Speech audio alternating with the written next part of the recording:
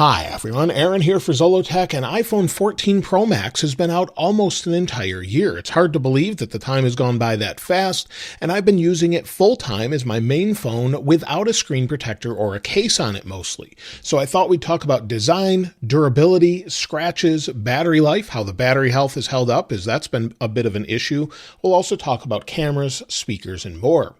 Now, the first thing is the design. Of course, it's familiar since the iPhone 12, and it feels pretty nice, but it's very thick and heavy, especially if you go back and pick up an iPhone 13 Pro Max. This just feels balanced a little bit better. So the 13 Pro Max feels a little bit nicer balanced. It's a little nicer to hold on to because the camera array is different, and so that's not a huge deal, but it's definitely something you notice if you go back to the other device. As far as durability and scratches, I thought we'd take a really close-up look at it, and around the outside frame, being stainless steel without a case, it definitely picks up fingerprints, as you already know, but if we go to the bottom, there's definitely some scratches here. You can wipe off some of these sort of fingerprints, but there's some scratches underlying on the stainless steel. This is pretty typical. It's not much you can do about it unless you have this area covered with a case. Otherwise, you will get a few little scratches. It shows more on the regular silver models than it does on the darker models, such as deep purple or this space black. If we go around the outside edge, it's pretty much the same all around. It's held up pretty well. One area you can notice some wear is around the camera lenses. You can see some of the anodized coating has come off around the lenses itself. However, there's not a single scratch on the lenses at all. So the lenses have held up really well. These are just little dust particles since we're so close up, but you'll see the wear just from setting it down on the table. That's pretty typical on these phones, as this camera bump is quite large, and without a case sort of protecting that, it's definitely going to cause that sort of scratching. Otherwise, it hasn't scratched the lenses. The camera lenses are fine that way. As far as scratches on the screen, well, that's another story. It is ceramic shield. It's held up pretty well, but let's see if we can see them here. Right here above the mail icon, you'll see that there's a scratch there. There's some here, and generally around the outside, there's some just light scratches over here. There's some odd scratches around the overall display. So that's something that is there. You can barely see it in regular sunlight, but from using this regularly without a screen protector, it's held up really well, especially compared to the 13 Pro Max. That actually has some deep gouges in it. So if I bring that in, you can see along the bottom edge, there's some deep gouges along the edge. So this one's actually held up a lot better for me. I'm not exactly sure what caused it on the other phone, but scratch-wise, it's held up very, very well. Now, battery life and battery health on the iPhone 14 Pro Max have been a little bit worse than what we had last year. In fact, a lot worse with battery health. At this time of the year on my 13 Pro Max, I was at about 99% as far as battery health. If we go into settings, go down to battery health and charging, you'll see we're at 89% on the 14 Pro Max. This is after about a year, so it's dropped a lot more. It's had a lot more cycles as well, and that's part of the reason for the drop. Apple says 500 cycles should bring you to about 80% health. Right now, we're sitting at 294 cycles, so it's actually not doing bad. It's just one of those things where it's cycled the battery more, probably due to the fact that the iOS betas this year and the different versions I've been running all year on my main phone have been causing me to have to charge the phone more and cycle the battery more. As far as battery life, I've been running iOS 17 betas, and I typically run a beta on this phone. Let me just switch to dark mode there, and you'll see yesterday, I only had about 3 hours of screen active time, 2 hours and 54 minutes, and then 2 hours and 47 minutes of screen idle time at about 75% of my battery. This is pretty poor battery life, especially considering when it was new. Now, if I was running iOS 16.6.1, that's the current public version at this time, I'd probably have much better battery life, 9 hours of battery life, something like that. But many people have complained that the battery life isn't as great as advertised with the 14 Pro Max. The 13 Pro Max would easily get you about 12 hours of screen on time for a lot of people. So this one just isn't really holding up. A lot of it, again, is partly due to betas, I think. But most people I'm seeing, even running the betas now or running the public versions, are just not getting over 10 hours of screen on time. So it's lasting through the day, but it's just not what it used to be with the last phone. So I think they'll improve that with the iPhone 15 Pro Max, but at this point, it just seems to be an issue for me. So I have to charge this usually throughout the day. It's been off the charger. Well, you'll see last charged 11 minutes ago, and that was actually to check the battery cycles, but I'm at 84%, and it's barely been off the charger and used today, maybe about an hour or so.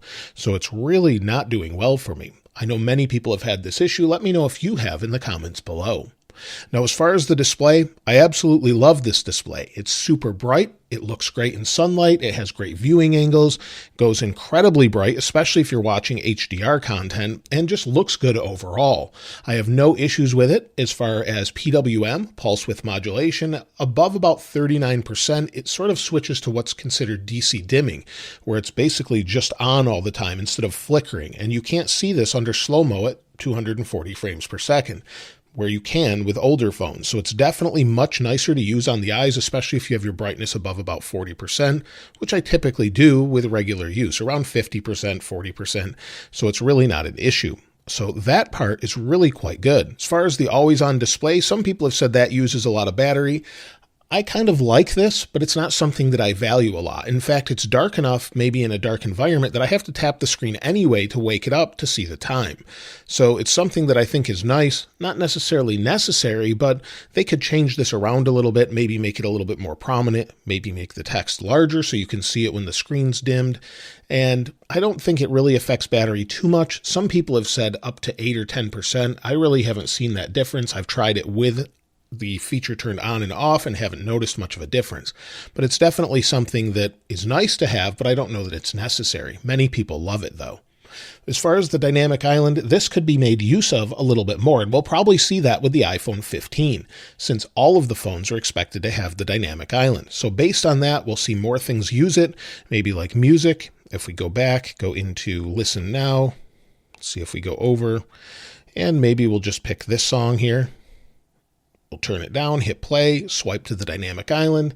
You've got your notifications there. Tap on it, it brings you back. Press and hold, and you've got your controls. So I think this is really nice, and I like to see different apps use it. Uber uses it quite well with live activities and more, but I think it's underutilized. So it's not a reason to buy the phone, but it's quite good. As far as the cameras go, well, I think they're good. For the most part, they've fixed a lot of issues, especially with iOS 17. They've sort of changed the overall processing of the photo if you're not using raw photos after you take the photo. If you take a raw photo, I think it looks great overall. Here's a photo I took today on a walk this morning, and I think it looks pretty great. A couple different pictures outside. That was actually using the processing built in. I didn't have RAW enabled. So it looks like it's pretty good overall. It's much better, but the one problem I have with it is focal distance. It's too far away now compared to what we had with the previous generation. They made a change to the sensor to 48 megapixels, and by doing that, they changed the lenses, then changing the focal distance or minimum focal distance. So you can't get as close as you could with the previous phone. That's a bit of a problem if maybe you're recording close up. It's not a problem if you're maybe a half a foot back or further. So you could switch to macro mode, but it doesn't look as good. So if you have macro on, of course, it's going to change. But if I bring in the 13 Pro Max, again, to get really good focus, you have to be back a little ways from it, where before you could be really close without using macro. So that's something I would like to see change, but it may just not be possible physically having a 48 megapixel sensor. So I'm not too upset about that. It's just something that I find that I use the 2x zoom often if I need to stand back and sort of get close. So that's something that I find that I end up doing. As far as anything else, well, the video autofocus is better than the 13 Pro Max, but some of the HDR footage does not seem to be as good, at least for me. So if you're using ProRes or regular footage, SDR doesn't seem to be as good looking as you get with the 13 Pro Max. In fact, I recorded a video recently and used a 13 Pro to record the 13 Pro Max a couple years later video because I was able to get closer, and I just think it looked better without me having to change too much. So there's definitely something that is improved with the previous one over this one as far as that goes. Everything else as far as photos, though, I think is much better. When it comes to the speakers have been great up until about the last month or two. And the reason I say that is they sound very distorted now, almost as though they have blown speakers. So let me go ahead and maybe play one of my videos. Here's my Everything New in iMessage video. Let me turn the speakers up or the volume up so you can hear it. In Messages or iMessage with iOS 17. Now, the first thing's fairly obvious, and I'm using light mode as it's easier to see on camera for the most part. But if we go into our keyboard, you'll notice that everything sounds good up until about 50% volume, then it becomes really distorted. And maybe this is something I need to bring it in for Apple Care and have them fix it, but it's definitely something that isn't great on this phone right now. And I typically don't use the speaker very much, other than maybe for the notifications and maybe watching a couple videos or using Instagram Reels or something like that. I don't watch a lot of videos or use a lot of audio directly on the phone. I typically have it in silent mode. So that part has definitely changed over the past year or so. As far as performance, well, I run a lot of betas, so that's going to vary a lot, but in general, I'm pretty happy with the performance overall. It's very fast and smooth, with the exception of the dynamic island from time to time. As I showed you before, playing a song, swiping home, sometimes it's just slow and stuttery. Other times it's nice and fast. And you'll find that maybe because it's a beta, but many people have reported this on public releases as well. Also, some have reported that when you're scrolling, it doesn't seem to ramp up to 120 hertz regularly, and even playing some games, that's true. Some people have said games like League of Legends or just different racing games, sometimes the frame rate just doesn't seem smooth all the time. And of course, that can be due to the processor getting hot and trying to get rid of that heat, pulling the processing power down, but it still should be something where it should be able to run that without a problem. So definitely a little bit of an issue as far as that goes.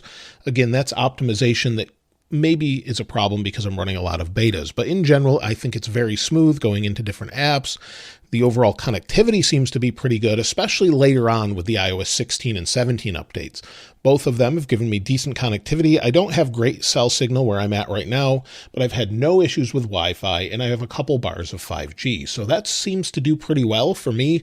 I really have had no issues whatsoever with that, at least over the past month or so. Before that, I had issues where it would just drop cell signal. Sometimes it's related to private relay that's in settings, where you can turn that on and off, but there's definitely some issues occasionally in the past. Right now, it seems better. As far as the satellite connectivity, well, I haven't really had to use it, but I'm glad that it's there. So if you go out in the wilderness, maybe you have no cell signal, or maybe you're in a national park, you'll have that option. If something happens, you can make a phone call. And there's been quite a few reports of people that have actually been rescued because of this. So that's great news. Now, as far as crash detection, well, I have used that. I actually had an accident back in January, and it triggered on the Apple Watch because I was wearing it and the phone. It detected the crash, asked me if I wanted to make a call. Thankfully, everyone was okay. I didn't need to make a call, but it actually detected it and let me know. So that feature is really appreciated, especially if you were in an accident that was bad enough where you couldn't respond. It would call for you automatically. I'm glad to have that. Thankfully, I didn't have to really use it. Other than that, iOS updates should be good on this phone for at least another 4 to 5 years, so that's putting us out at about iOS 22 or something around that point where we would expect them to discontinue support. So it's well supported, but if you're wondering if you should pick up an iPhone 14 Pro Max, well, I would say definitely don't do it until the iPhone 15 is launched. Of course, once that releases, Apple will probably discontinue this one, meaning that you could pick it up cheaper, or maybe just get the iPhone 15 Pro Max at a discounted rate at your carrier, or we're not really sure what deals they'll have yet, but typically carriers and different locations will have deals. So I would wait for that as far as that goes. If you're watching this after the launch of the iPhone 15 Pro Max, it's still a good phone used, but I would say for battery life, we'll have to see what the 15 has to offer. The 13 Pro Max also seemed better with battery life. So just keep that in mind. If you're looking for battery life only, maybe pick up a 13 Pro Max. If you're looking for all of the features such as always on display and more, well then get maybe a used 14 Pro Max or a 15 Pro Max when that's available. Let me know your thoughts on the phone and your overall experience. What do you think of it? What's your favorite iPhone you've ever had in the past few years? Is it the iPhone 12, iPhone 8? Let me know in the comments below. I'll link this wallpaper in the description like I normally do, and if you haven't subscribed already, please subscribe, and if you enjoyed the video, please give it a like. As always, thanks for watching. This is Aaron. I'll see you next time.